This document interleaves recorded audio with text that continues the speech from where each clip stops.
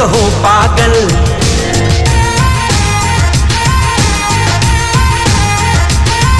देखो यार, मैं पहले सीधा सीधा बोल देता हूँ, ये मूवी फुल बकचोद है, तो इसको लॉजिक के बेस पे जज करना चुतियापा कहलाएगा। तो यार सीधा सीधा बोल देता हूँ, आगे रिव्यू में मैं फुल बकचोदी पेलने वाला हूँ, तो अगर इधर उधर निकल जाओ तो मुझे मत बोलना, ये मूवी ऐसी ही है। तो हाउसफुल 5 जो कि इंडिया की फर्स्ट ऐसी मूवी है जिसका 5th पार्ट बना है, एंड वो भी 2 एंडिंग्स के साथ, जिसको थिएटर्स में साइमल्टेनियसली एक साथ रिलीज किया गया है। एंड अगर आपको नहीं पता तो मैं बता देता हूँ, इसके मेकर्स या किसी एक्टर ने, मुझे याद नहीं, लेकिन किसी ने तो कहा था प्रेस कॉन्फ्रेंस में कि ये मूवी एवेंजर्स ऑफ कॉमेडी है। अब कॉमेडी का तो पता नहीं, लेकिन जिस हिसाब से ठरकपन दिखाया गया है मूवी में, मैं पक्का लिख के दे रहा हूँ, साजिद भाई ने इसका स्क्रीन पे लिखते टाइम वाइग्रा के नशे किए होंगे। वेल हेलो, मेरा नाम है जॉदीप राजकुमार, एंड अगर हाउसफुल 5 को एक ही लाइन में मैं सम अप करूँ तो क्या ये मूवी मुझे पसंद आई? बिल्कुल भी नहीं। लेकिन क्या ये मूवी में मुझे मजा आया? बहुत ज्यादा।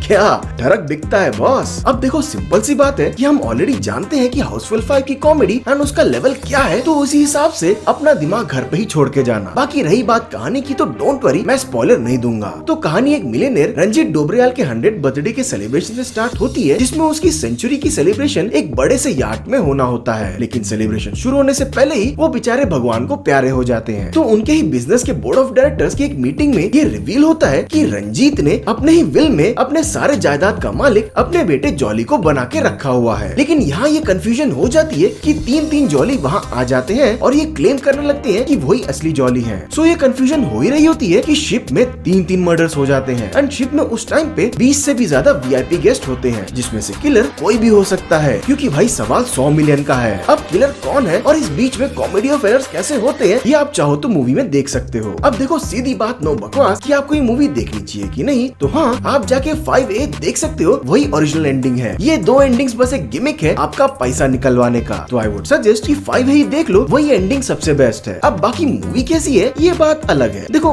कॉमेडी सब्जेक्टिव होता है, एक तरह से हिट एंड मिस ही ले लो। ये मूवी की कॉमेडी भी ऐसी है, बहुत सी जगह पे जेन्युइनली मुझे हंसी आई थी, स्पेशली वो पैरेट वाला सीन एंड वो झाट के बाल निकालने वाला सीन, मैं जेन्युइनली हंसा था। इवन मूवी की एंडिंग मुझे थोड़ी बहुत एंटरटेनिंग लगी थी, जो पूरा प्रियदर्शन की मूवीज की तरह एक केओस दिखाया था ना, I like it. Even Jackie Shroff and Sanjay Dutt की केमिस्ट्री एज बडी कॉप मुझे जेन्युइनली अच्छा लगा, स्पेशली फर्स्ट हाफ को तो उन्होंने ही बचाया था। एंड यस, कैसे भूल सकता हूँ अक्षय कुमार को, भाई अपने ओजी अक्षय कुमार का कॉमेडी देखने को मिला है। लेकिन अब बात कर लेते हैं इसके बैड पार्ट पे। भाई मूवी एकदम बकचोद लेवल पे जाती है, लाइक सीरियसली आपको अपना दिमाग literally, not metaphorically but literally अपना दिमाग घर पे छोड़ के तुम्हें जाना पड़ेगा। भाई मूवी की कॉमेडी इतनी बेसिक लेवल पे डम डाउन की हुई थी, मैं क्या बताऊं। आप इस बात का अंदाजा लगा लो कि मूवी की कॉमेडी का लेवल कैसा सेट हुआ था जब Akshay Kumar on screen live Nargis Fakhri के बैड एक्टिंग पे हंस रहे थे। एंड ये कोई बीटीएस या एडिटेड सीन नहीं बोल रहा हूँ, आप समझ ही सकते हो कि एक्टर्स अपना एफर्ट देने के बावजूद भी इस मूवी के कॉमेडी को बचा नहीं पा रहे थे। मूवी में OG comedians Johnny Lever and Shreyas Talpade जैसे एक्टर से आप चीप कॉमेडी करवा रहे हो, भाई देख के एम्बैरेसमेंट फील हो रहा था। भाई कुछ नहीं मिला तो आप जॉनी लीवर को नंगा कर दोगे कॉमेडी के नाम पे।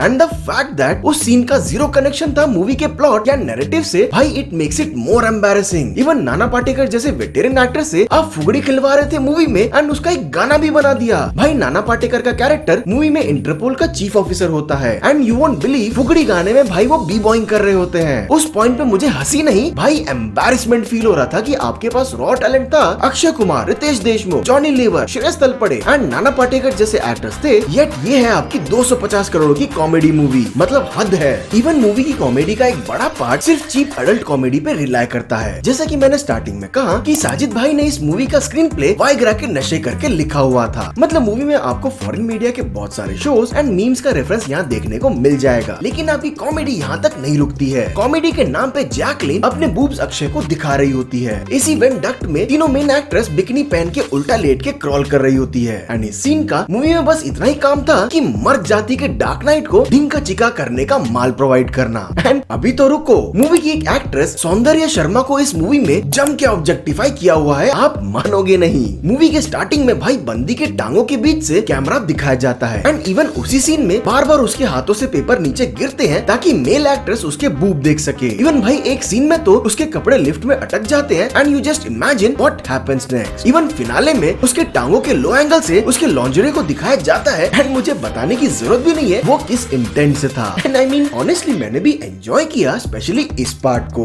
स्पेशली इस पार्ट को। तो देखो यार, फाइनल वर्डिक्ट में मैं तो यही बोलूंगा कि yes I enjoyed the movie, लेकिन सारे गलत रीजंस के लिए। मूवी में आपको ठरक भर भर के देखने को मिल जाएगी एंड एंडिंग के नाम पे आपको चूतिया बना दिया जाएगा। बाकी देखो हाँ, मूवी एंटरटेनिंग तो है, बस इतनी सी बात है कि आप किस इंटेंट से देख रहे हो। बाकी मेरी तरफ से इस मूवी को 3 star out of 5 star. And yes again, अगर आप सोच रहे हो कि कौन सा पार्ट देखना है तो हाँ, मैं 5 ही बोलूंगा। बाकी मिलते हैं जेडी बोलेगा एपिसोड 4 के साथ बहुत ही जल्दी। तब तक के लिए जॉय दी बोलेगा और पब्लिक सुनेगी।